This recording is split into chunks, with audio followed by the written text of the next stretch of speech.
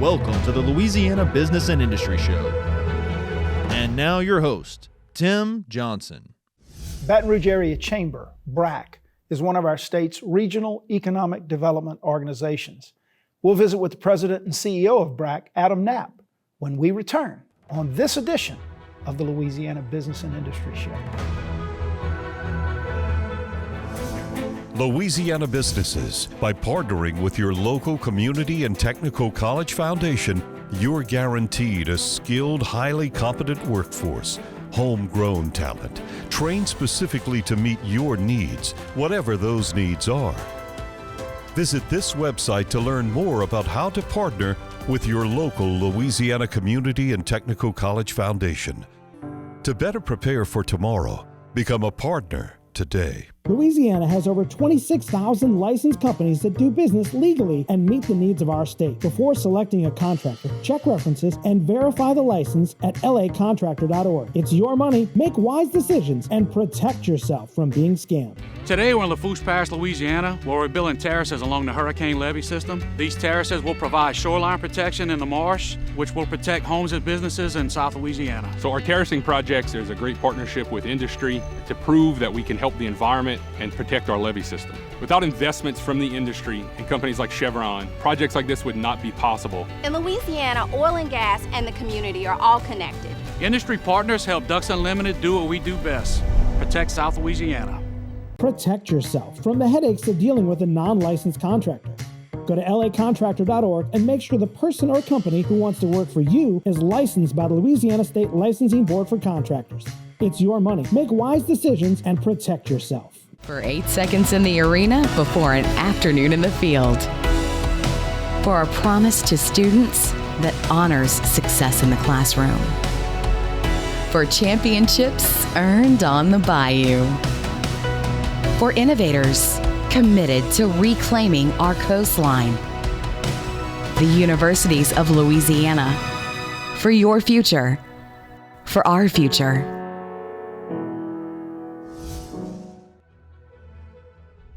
Welcome back to the Louisiana Business and Industry Show. Adam Knapp, President and CEO of BRAC, is our guest. Buddy, welcome back. Great to be here. Always good to talk to you, my friend. We got lots to cover today as well. We often start when we talk about organizations like BRAC with sort of an overview of the mission.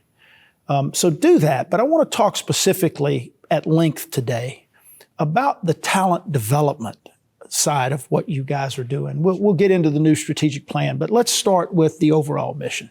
So our mission, really our purpose, we've just spent some time rethinking it, is to accelerate economic opportunity in the Baton Rouge area for everyone. And to do that, it's a much more complex task than it might have been 10 or 20 years ago. We think very comprehensively about what does economic development mean today to every resident of this 9-parish region here in Baton Rouge. Yeah, and we're going to get into this as we mentioned later, but this whole idea of a more diverse and inclusive economy, critically important to the efforts that you guys are making. The overall operations of BRAC, right? We've been through the pandemic. We've been through the hurricanes. I know in my own business the impact that it had on our overall operations. Remote employees, Zoom meetings, a lot of things have changed. How has it impacted you guys? So in a number of different ways. So just in the context of remote work, I mean, all of us have experienced what that can be like, but for so many employers, they're still in either a hybrid mode or recruiting workers from other places, or there are workers leaving to work remotely from here for somebody not in Louisiana or not in Baton Rouge. That shift is playing out across economic development as well, where you recognize that a person can be anywhere and have an incredible job, sometimes making salaries they can make on the coasts without having to leave Baton Rouge. And that work pressure, that price pressure is affecting companies just as much as it's creating opportunities for people. So when you think about how that changes economic development, that's really a shift to the nature of what does it mean to be an economic development organization when you really need to understand what it means to be a place for talent to choose to be and to help support the opportunities for a person to find their best job. Yeah, I think it's had an impact right in the present. We know it's going to have an impact as we go forward, and we'll watch that closely. Let's talk about the current state of the greater Baton Rouge economy, Adam. We, as I mentioned, hurricanes, COVID, A lot of things have impacted growth and economic development in this region, like it has all over the country. Where do we stand? So if you remember what happened during the pandemic, there was a moment at which, oil prices went negative. People didn't know what the heck was going on. Just supply chain shifts were still feeling. But at that moment where there was that global disruption, since then, we have seen a resurgence of confidence across manufacturing in South Louisiana, including in Baton Rouge. That last year, we saw probably our highest ever amount of capital investment commitments in one single year from projects that were looking at an opportunity to locate in the Baton Rouge area. So we were close to $8 billion of committed capital toward projects last year across a wide range of sectors and variety of sectors.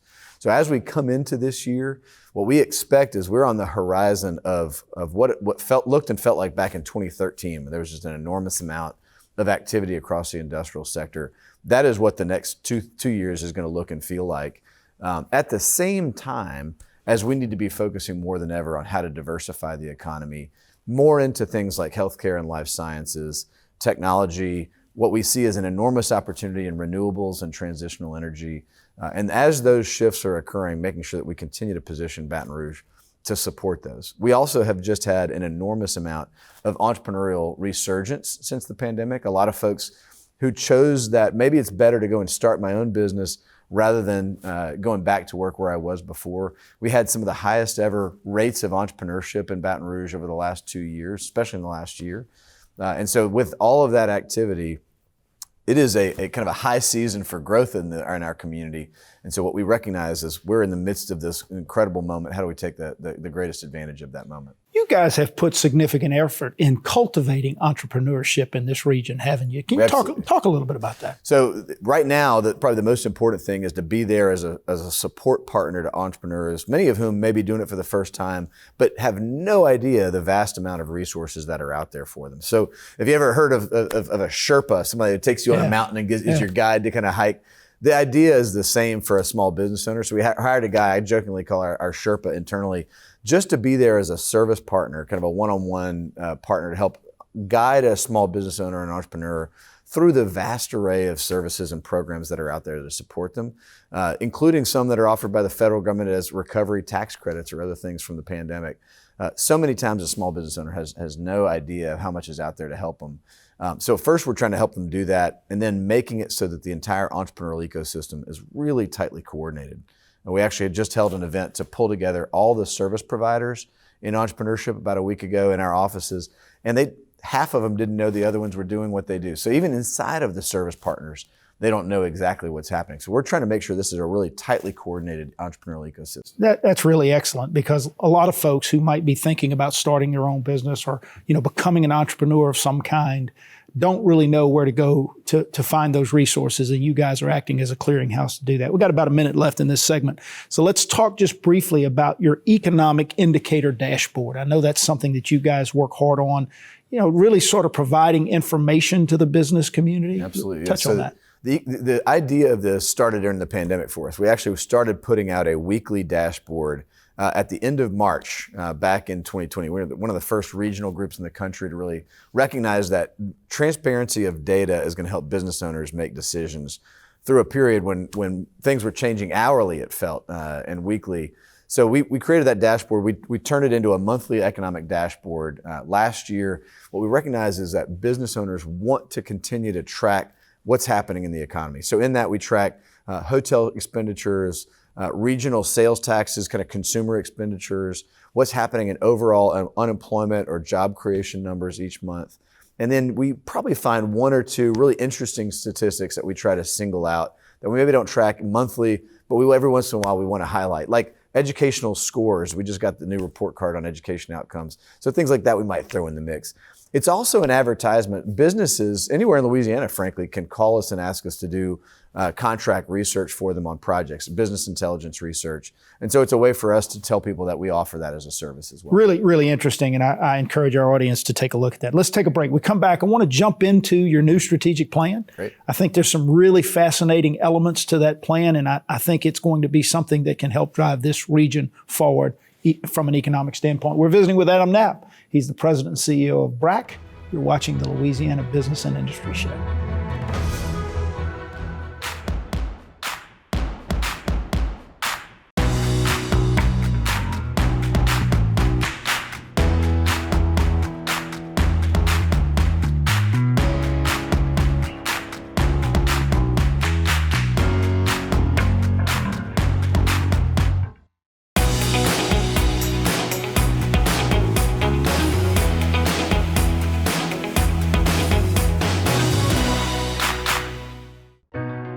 The LCTCS Foundation advocates for every Louisiana community and technical college in the system to keep them on the cutting edge of training and technology. Aligned with businesses across the state, they ensure students develop the highest possible level of skills, keeping Louisiana business and industry ahead of the pack. Visit this website to support the LCTCS Foundation for a higher Louisiana for all. Plants would not be operating if they weren't operating under the regulations to keep everybody safe and keep the environment safe. It also goes back to the end products that our raw materials go into. Solar panels, windmills, reusable bottles. Primary product is acrylonitrile, which is used to make carbon fiber. Carbon fiber in an airplane is used to make it lighter. By reducing weight, we indirectly help the environment because it uses less fuel. And for us to make products that help reduce carbon footprint, it's a big deal. So, how can I help you today? Maybe you're looking for a bigger home. Maybe you have plans to grow your business. Or maybe all your plans have just changed. For the better. Whether you're planning for the future or just looking for a bank that cares about you. If you have a goal, let's make it happen. This is what you're looking for. Welcome back to the Louisiana Business and Industry Show. Adam Knapp of BRAC is our guest. Pretty exciting times for you guys. You just rolled out your new strategic plan, Baton Rouge Bring It. Bring it, baby. 4 key elements: bolster the talent pipeline, diversify the industry base and job opportunities, create a more inclusive economy, and enhance the region's livability. Let's take those one at a time and tell us about it. Well, I want to first say we recognize coming out of the pandemic that things like remote work, the challenges we see around labor have to change how we think about economic development. So we put talent first, really for the first time, in how we've named our priorities, with a recognition that this is a people-centric strategy. We want to recognize that for almost any company in probably in Louisiana today, but for sure in the capital region, they'll tell you that their competitiveness is going to hinge on being able to recruit and develop a talent pipeline for their companies. The same is true for the economy. And if you think about the example from a company, you take it to the entire metro area, that's true. So when we talk about first and foremost that plan around to improve our talent pipeline, it is because we have to be competitive. Baton Rouge has seen an outmigration of young professionals, even though as we've grown in overall population, 25 to 44-year-olds, on net, we've seen kind of 7 years of challenges. So it has to be something we're very intentional around. How do you help university students find a path into the economy after college? How do you help more high school students learn about career choices that may not require a 4-year degree? They may be able to go straight into the workforce if we can help them get more credits while they're in high school. All of those things are a part of making our talent pipeline much more robust. Well, and it is interesting in terms of how you place it in the priority list, right? And you think about moving it to the top, as you say, because it is so critically important.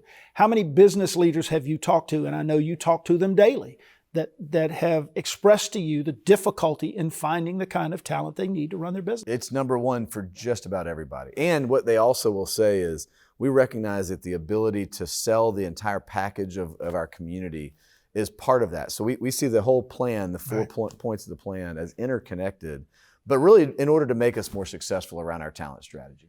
Well, let's talk about this diversification of the industry base and job opportunities. Obviously, that's part of the talent pipeline, right? And attracting it and keeping it, right? Making sure that the kind of opportunities that young people in those demographics are looking for have the kind of careers that they can pursue here.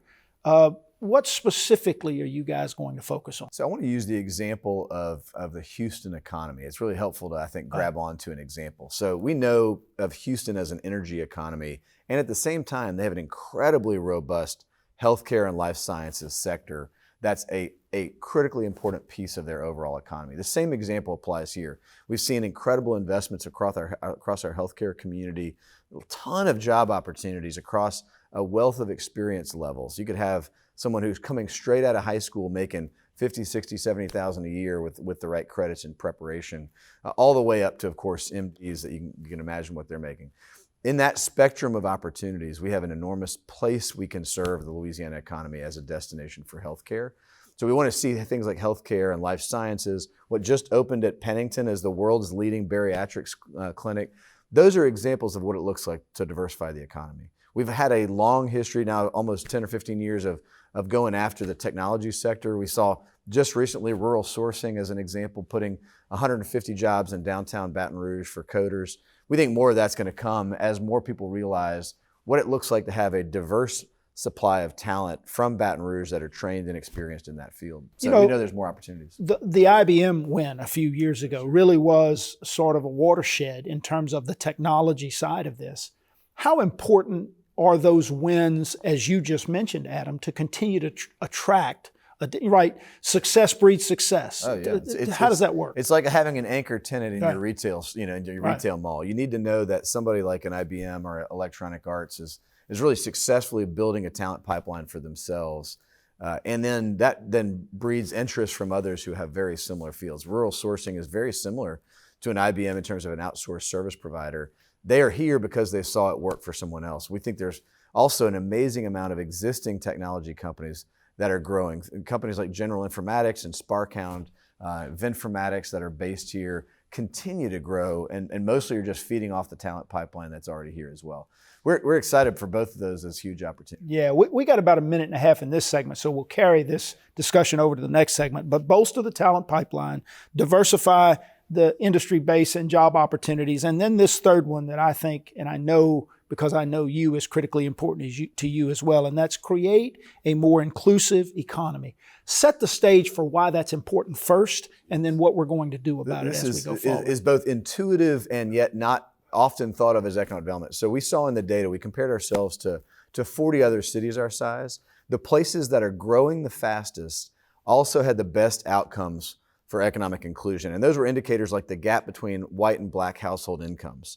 But when those things are improved, everybody is benefiting from the overall outcomes of the economy at a higher rate. And that's what we saw leads to overall job creation at a faster rate. Well, let me say something about that, because I think for too long in this state in particular, we viewed this as a zero-sum game, right? If some other group wins, then some group must have to lose. That's not the case at all when it comes to the economy. You just mentioned it. That rising tide lifts all boats, and that's what you're focused on. We love to see it in the data that it makes an economic argument, not just a moral or a social compelling argument. But if you want to see more jobs, you should be focusing on economic inclusion. Let's take a break. I want to talk more about inclusion as we come back, and then I also want to talk about the region's livability. We're visiting with Adam Knapp of BRAC, the Baton Rouge Area Chamber.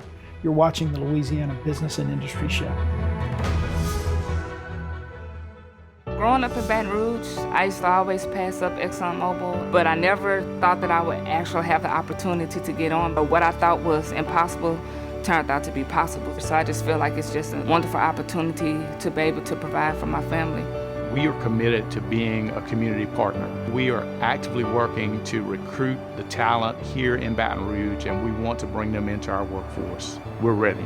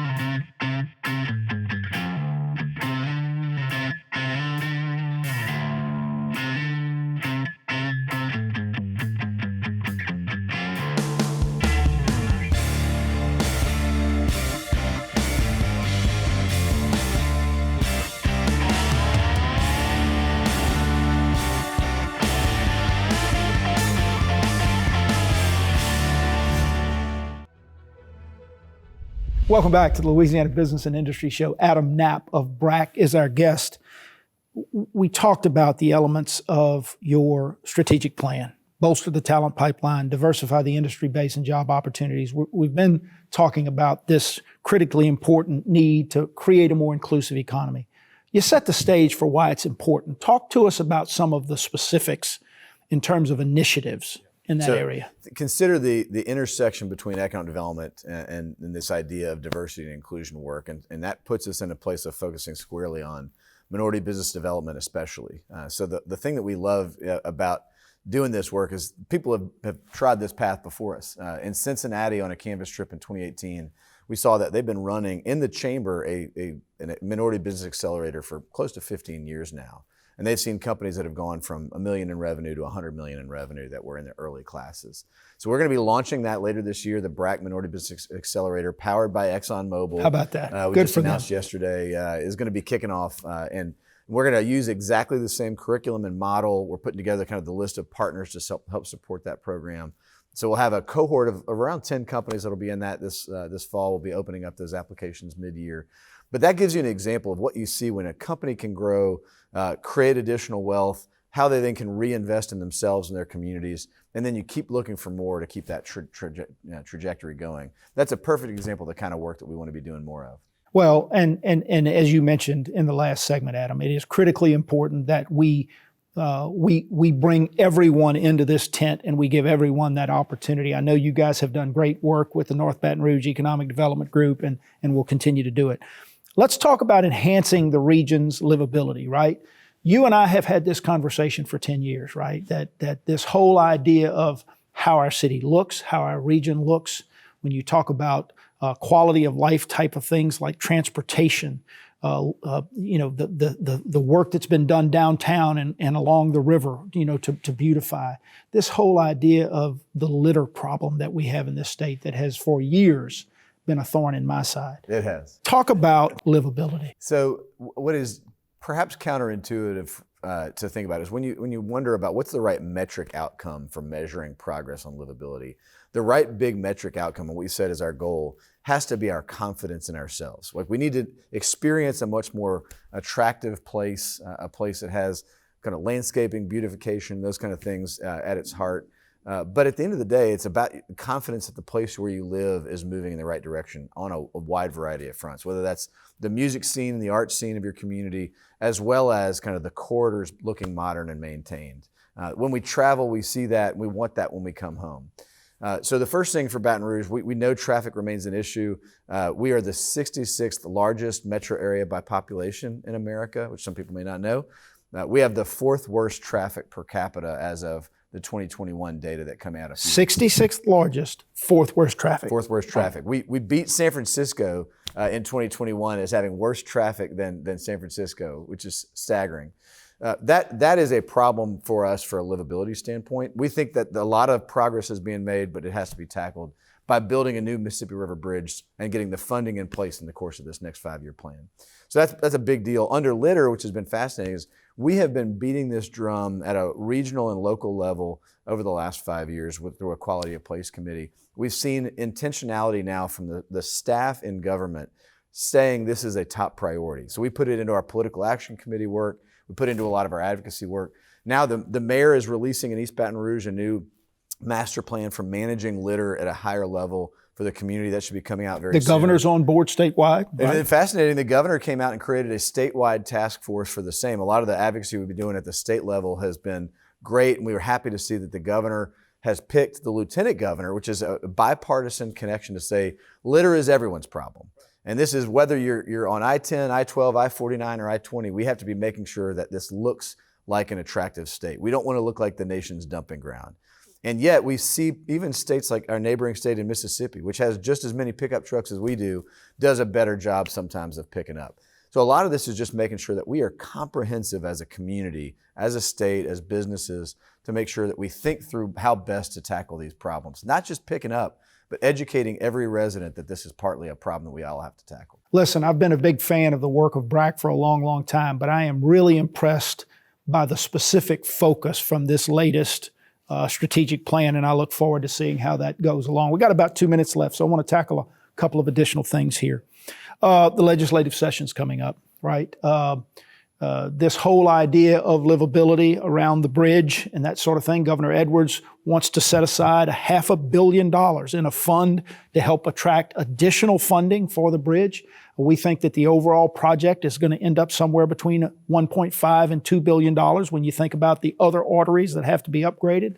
Let's talk about your specific focus in the legislative session this year. So we were thrilled that the governor asked for some money now that has to go through the legislative process. Of course, there is so much need. The state has a $14 billion backlog of projects. So of course, everybody's going to want a piece of any time you have one-time money. What we thought was important and impressive is the state and the governor saying, when are we ever going to have another opportunity where we can set a big down payment on a project we know we have to do?